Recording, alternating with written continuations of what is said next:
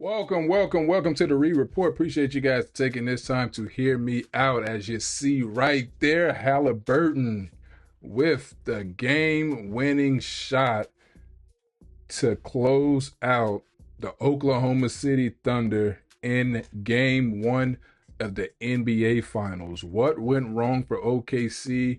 What went right for Indiana? They did exactly what I said they needed to do coming into this game, basically with no chance from Vegas. Myself personally didn't think they could hang, and they showed in this game what it is they need to do going forward to win this series. Oklahoma City blew one. They definitely blew one. They let this one get away, and so we're going to talk about it briefly. So let's get started.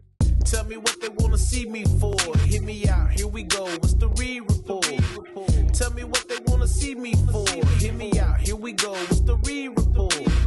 Tell me what they wanna see me for. Hear me out, here we go. What's the report? Tell me what they wanna see me for. Hear me out, here we go. What's the report? Bring it. Welcome to the Report. Appreciate you guys taking the time to hear me out. Before we get started, be sure to subscribe to the channel, like the video, leave a comment. Let me know what you guys think about what we're about to discuss. As you can see, we're at 2275 subs, trying to crack 2280, and eventually we're almost at 2300. So that's our goal. So let's keep pushing forward. So please subscribe to the channel, and let's talk about what we came here to talk about. As you can see right here, the Oklahoma City Thunder blew Game 1 at the NBA Finals. We were just live for this, but I thought I'd come and drop a video talking about this. 111 to 110. I mean, we saw Indiana do this in the Bucks series, the first round. We saw them do this, Halliburton to be exact. We saw them do this in the Cavs series. We saw them, the memorable Game 1 of the Knicks series.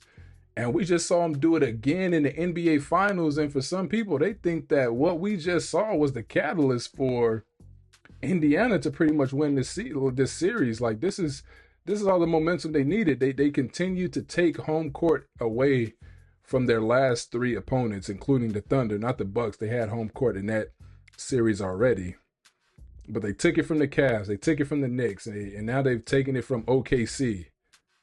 Down all game, as you can see, first quarter, OKC won 29-20. Then they won the second quarter 28-25. But in the second half, going into the fourth quarter, Indy was down by about 9 or 6, I believe. They were down by 6. And they won the fourth and they won the third quarter. And I was saying in the live stream that they needed to win the fourth quarter by double digits to win this game, which was apparent. They couldn't trade baskets like they were doing in the second and third quarter. As you can see how close those are one-possession quarters. They needed to gain that ground, and by winning the game by double digits, and they did exactly what they needed to do, because as you can see, both teams made the same amount of shots, but it was a three that helped Indy win this game. Better field goal percentage. Oklahoma City was missing a lot of easy shots. Game 2 is going to be a real tell to this story, because Oklahoma City was missing a lot of easy ones in that game. A lot of easy ones. Looks that you don't expect them to miss come Game 2 Sunday. But as you can see, the three really hurt them. Because again, I don't think the Pacers really have the half-court offense to really compete with Oklahoma City. But they've showed that this series won't be a wash like I originally thought it would be, because I know they heard what everyone was saying outside of their bubble. People were saying, "Hey, you beat an injured Milwaukee team, you beat a front-running Cavs team, you beat an overrated Knicks team who don't have enough horses to really compete. Now you're playing a complete Thunder team who won 68 games in the regular season, who went 29-1, as we talked about that stat, against the Eastern Conference in the regular season. Well, basically 29-2. They just don't count the loss to the Bucks in the Emirates Cup, the in-season tournament championship game. But they lost to 2 Eastern Conference teams all season. And they beat 4, they had 4 wins in the postseason 30 or more point differential. How can anybody compete with this team? The Pacers showed that they can. Free throws. Oklahoma won that. But where was this game lost? You see the rebounds. It was lost here as well, 56-39. But that wasn't the story. The story, the one that catches my eyes, look at this right here. Not this. I mean, I just want to point out the fact that Indy had 24 assists to Oklahoma's 13. Look at the amount of steals the Thunder came up with. This is a positive for the Thunder. But look at this. This is the story. Oklahoma City forced 25 turnovers. They turned Indy over 25 times. And they lost the game by doing something that they don't usually do, the Thunder. They only scored 11 points off those 25 turnovers. Only 11 points. That's not Oklahoma City like. They did not take advantage of the turnovers because, look, they didn't turn the ball over much. Only 7 times and only conceded 4 points. And that was all in the first quarter. The points conceded off turnovers, that was all in the first quarter because, look, they did well in the paint, 46-34.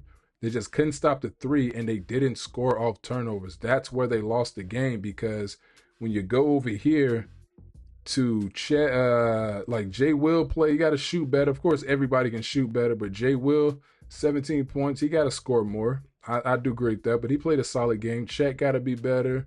Shea got to be better, even though he had 38. Lou Dort did as well as he could do with 15 points, and then the defense he was playing with 4 steals and just efficient all around, as well as Alex Caruso also 3 steals and got his. Hartenstein did as well as he could do with 9 rebounds and 9 points. They do have to rebound more, but they just failed to close the game. Again, 35-25 in the fourth quarter. They just failed to close the game, Oklahoma City.